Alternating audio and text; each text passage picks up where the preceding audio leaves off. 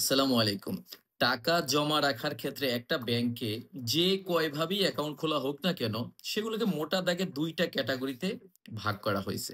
১ম ক্যাটেগরিটাকে আমি বলতে চাই যে ট্রান্সেকশনাল অ্যাকাউন্ট। মানি আপনি লেনদেন করার জন্য যদি ব্যাংকে অ্যাকাউন্ট খোলেন। যেরকম আপনি যখন ইচ্ছা টাকা জমা দিবেন, যখন প্রয়োজন টাকা তুলে নিবেন। এইরকম পারপাসে যদি আপনি অ্যাকাউন্ট খোলেন। তো এই পারপাসে মূলত যে সকল অ্যাকাউন্ট ব্যাংকে খোলা যায়, সেগুলোর মধ্যে অন্যতম হলো সবার পরিচিত হলো সেভিংস অ্যাকাউন্ট। সেভিংস অ্যাকাউন্টের বিষয়টা হলো যে এরকম যে আপনি ধরেন একটা ছোটখাটো চাকরি করেন অথবা আপনি হাউসওয়াইফ, মানে আপনি মাঝে মাঝে টাকা ব্যাংকে জমা রাখেন, আবার মাঝে মাঝে কিছু টাকা ব্যাংক থেকে তুলে নেন। তো এই ধরনের পারপাস যাদের আছে, যে আমি হঠাৎ হঠাৎ কিছু টাকা আসে অথবা চাকরি করি, আমি রেগুলার স্যালারির টাকাটা সেখানে জমা রাখি, অল্প অল্প করে টাকা আমি চেক দিয়ে অথবা কার্ড দিয়ে আমি টাকাটা তুলে খরচ করব, এই ধরনের উদ্দেশ্য যাদের আছে তারা কিন্তু ব্যাংকে সেভিংস খুলতে পারেন। এই সেভিংস অ্যাকাউন্ট আবার বিভিন্ন ব্যাংকে বিভিন্ন নামে থাকে, যেমন প্রিমিয়াম সেভিংস, সুপার সেভিংস, স্যালারির সেভিংস, এরকম হোয়াটসোএভার যাই হোক, আপনার মূল ক্যাটাগরিটা হলো এখানে সেভিংস অ্যাকাউন্ট। তো এই সেভিংস অ্যাকাউন্টে যখন আপনি টাকা জমা রাখবেন, তখন এখান থেকে টাকা তোলার ক্ষেত্রেও কিছুটা নিয়ম মেনে আপনাকে টাকা তুলতে হবে। যেমন নরমালি আপনার যত টাকা আপনি জমা রাখবেন, তার চেয়ে 25% এর বেশি টাকা আপনি একবারে তুলতে পারবেন না। যদিও আপনি যদি চেক দেন ব্যাংকে অথবা বড় অ্যামাউন্টের টাকা তোলেন, ব্যাংকের ম্যানেজারকে আগে জানিয়ে রাখলেই হয়, তারা টাকাটা দিয়ে দিবে। বাট আপনি অ্যাকাউন্ট যখন খোলেন, সেই ফর্মটাতে দেখবেন পিছনের দিকে বেশ কিছু ছোট ছোট করে লেখা শর্ত দেওয়া থাকে। সেই শর্তে কিন্তু এই সকল বিষয় লেখা থাকে যে আপনি কি করতে পারবেন, কি করতে পারবেন না। যদিও আমরা এগুলো পড়ে দেখি না, আমরা স্বাক্ষর করে দেই। বাট সেখানে বলা আছে যে আপনি একবারে কত পার্সেন্টের বেশি টাকা তুলতে পারবেন না, অথবা তুললে আপনাকে ইন্টারেস্ট দেয়া হবে কি হবে না, এই সকল বিস্তারিত শর্ত লেখা থাকে। এনিওয়ে, যাই লেখা থাকুক, প্রয়োজন হলে ব্যাংককে জানিয়ে টাকা কিন্তু আপনি তুলতে পারেন। তো এই ট্রানজেকশনাল ক্যাটাগরি আরো একটা অ্যাকাউন্টের ধরন হলো যে কারেন্ট অ্যাকাউন্ট। আপনারা জানেন যারা ব্যবসা বাণিজ্য করেন, যারা প্রচুর ট্রানজেকশন করেন, দিনে কয়েকবার টাকা জমা দেন, কয়েকবার টাকা তুলেন, বড় বড় অ্যামাউন্টের ট্রানজেকশন করেন, তারা কিন্তু এই কারেন্ট অ্যাকাউন্ট ব্যাংকে খুলতে পারেন, যেটাকে বাংলায় চলতি হিসাব বলে। আপনি যদি কারেন্ট অ্যাকাউন্টে ট্রানজেকশন করেন, তাহলে ব্যাংক সাধারণত আপনার যে জমা টাকা তার উপরে কোনো ইন্টারেস্ট বা সুদ দেয় না। যদিও ইদানিং কিছু কিছু ব্যাংক কারেন্ট অ্যাকাউন্টের উপরে কিছু কিছু ইন্টারেস্ট বা সুদ দিচ্ছে।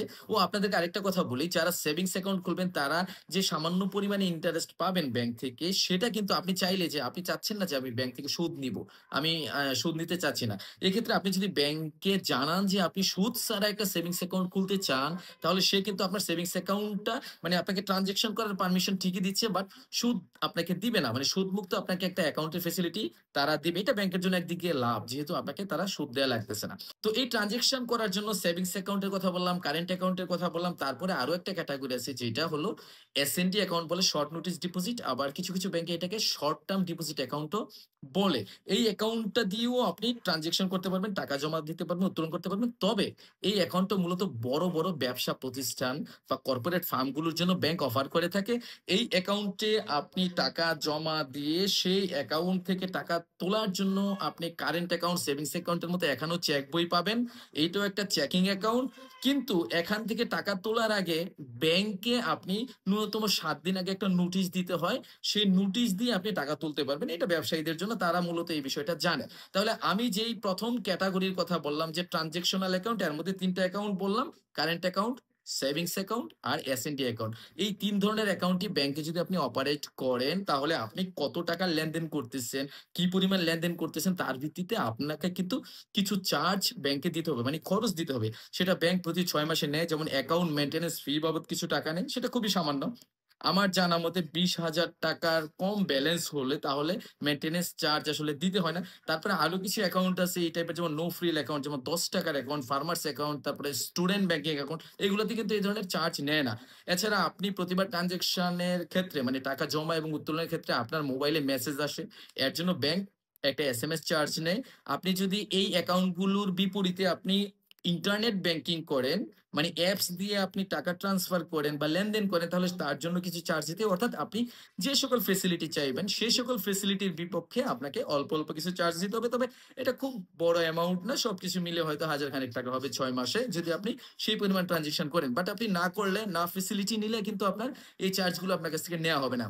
তো যে ২ টা ক্যাটেগরির কথা ১ম এ বলেছিলাম, তারপর ২য় ক্যাটেগরিতে আমি চলে যাই। সেটাকে আমি ট্রান্সেকশনাল অ্যাকাউন্ট বলব না। সেটা হলো যে আপনি যদি একটা নির্দিষ্ট টাইমের জন্য ব্যাংকে টাকা জমা রাখেন। যেমন আপনি যদি ১ মাসের জন্য, ৩ মাসের জন্য, ৬ মাসের জন্য টাকা জমা রাখেন, মানে টাইমের জন্য টাকা জমা রাখেন, এটাকে বলে টাইম ডিপোজিট ব্যাংকের ভাষায়।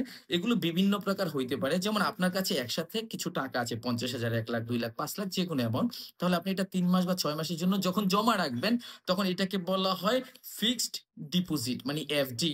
এই টাকাটা জমা রাখলে ব্যাংক থেকে আপনাকে একটা রিসিট দেওয়া হয় যেটাকে ফিক্সড ডিপোজিট রিসিট বা অনেকেই বলে এফডিআর। আপনার এফডিআর এর নাম শুনেছেন। এটা সাধারণত এরকম হয়ে থাকে, আপনি যে কয় মাসের জন্য জমা রাখবেন, যেমন ৩ মাস মেয়াদের জন্য যদি জমা রাখেন, ৩ মাস পরে আপনাকে লাভটা আপনাকে দিয়ে দিবে।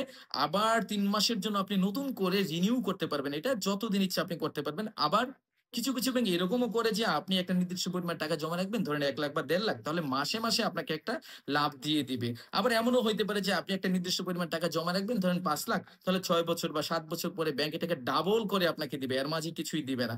তো যাই হোক, এটা বিভিন্ন ব্যাংক বিভিন্ন প্রোডাক্ট অফার করে কাস্টমারদের জন্য। সবকিছু মিলে কথাটা হলো একটা নির্দিষ্ট টাইমের জন্য আপনি যখন ডিপোজিটটা রাখতেছেন, তখন এটা টাইম ডিপোজিট। এই অ্যাকাউন্টটার জন্য আপনি এমন না যে আপনি যখন মন চাইলো টাকা জমা দিবেন, যখন মন চাইলো টাকা তুলে নিবেন। তো এই টাইম ডিপোজিটের আরো কিছু মোড আছে। যেমন আপনি যদি মাসে কিছু টাকা জমাইতে চান, যেমন ৳৫০০ বা ৳১,০০০ আপনি ব্যাংকে প্রতি মাসে জমাইতে চান, তখন এটাকে বলা হচ্ছে ব্যাংকের ভাষায় ডিপোজিট পেনশন স্কিম বা ডিপিএস বলে। আপনারা ডিপিএস নামে পরিচিত হয়তো এই শব্দটা। আবার অনেক ব্যাংক এটাকে মান্থলি সেভিংস স্কিমও বলে, মানে এমএসএস বলে। তো যাই হোক, আপনি যদি মাসে কিছু টাকা সঞ্চয় করতে চান, সেক্ষেত্রে আপনার ওই যে সেভিংস অ্যাকাউন্টে জমা রাখতে পারেন। বাট সেভিংস অ্যাকাউন্টে ইন্টারেস্ট বা লাভটা আপনাকে কম দিবে।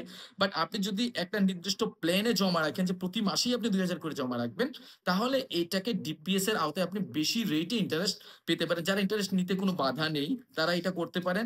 এছাড়া আরো কিছু স্কিম আছে এই ধরনের, যেমন আপনার মিলিওনিয়ার স্কিম। মানে আপনি ধরেন ৫ বছরের জন্য প্রতি মাসে ৫,০০০ বা ৬,০০০ বা ৮,০০০ টাকা ব্যাংক আপনাকে প্ল্যান দিবে। সে অনুযায়ী আপনি জমা রাখবেন। ৫ বছর পরে মিলিওনিয়ার মানে কি ১০,০০,০০০, আপনাকে ১০,০০,০০০ টাকা দেওয়া হবে।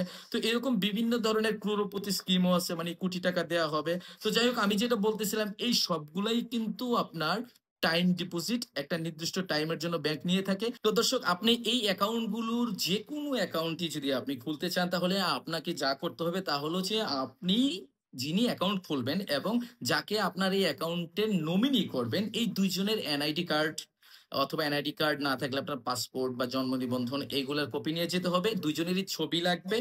আর যিনি অ্যাকাউন্ট খুলবেন উনার শুধু উনি যে পেশায় আছে, উনি যদি কোনো চাকরি করে তাহলে চাকরির আইডেন্টিটি কার্ড লাগবে। উনি যদি কোনো ব্যবসা করে তাহলে ট্রেড লাইসেন্স বা বিজনেসের অন্যান্য যে ডকুমেন্ট সেগুলো ব্যাংকে জমা দিতে হবে। আর উনি যে বাসায় বা যে ঠিকানায় অবস্থান করছে সেই ঠিকানার কোনো একটা ইউটিলিটি বিল মানে বিদ্যুৎ বিল, টেলিফোন বিল বা গ্যাস বিল, এগুলার একটা কপি। কেন? ব্যাংক নিশ্চিত হতে চায় যে আপনার ঠিকানাটা কোথায়, আপনি এখানেই আছেন কিনা। সেই জন্য একটা ডকুমেন্ট ব্যাংক নিতে চায়। বা হোল্ডিং রিসিট আছে না, আপনার যে খাজনা দেয় যেটা, সেই খাজনার কপি দিলেও হচ্ছে। তো মূলত এই সকল ডকুমেন্ট দিয়ে খুব সহজে একটা ব্যাংকে গিয়ে আপনারা সাহস করে চলে যাবেন ব্যাংকে। অনেকে আবার প্রাইভেট ব্যাংকগুলা খুব চাকচিক্যময় থাকে, তো এত সুন্দর থাকে। গ্রাম এলাকায় আমি যেটা দেখেছি যে অনেক মানুষ ভয়ে ঢুকতেই চায় না। এটা ভয়ের কিছু নেই। আপনারা ব্যাংকে ঢুকে যাবেন, গিয়ে বলবেন যে আমি এটা করতে চাই, যে মাসে আমি ৫০০ করে রাখতে চাই, ১,০০০ করে রাখতে চাই, অথবা আমি কিছু টাকা রাখবো, যখন ইচ্ছে তুলবো, যখন ইচ্ছে জমা দিব, এরকম কাজ করতে চাই, আমাকে একটা অ্যাকাউন্ট খুলে দেন। তখন সেই ব্যাংকের অফিসারই আপনাকে সাজেস্ট করবে যে আপনার জন্য কোন ধরনের অ্যাকাউন্টটা খোলা পারফেক্ট। এবং আপনি জেনে নিবেন যে আমি এই অ্যাকাউন্টটা যদি খুলি তাহলে আমার কয় টাকা খরচ হইতে পারে বছরে বা ৬ মাসে। এই বিষয়গুলো সে কিন্তু আপনাকে তথ্য দিয়ে সহায়তা করবে।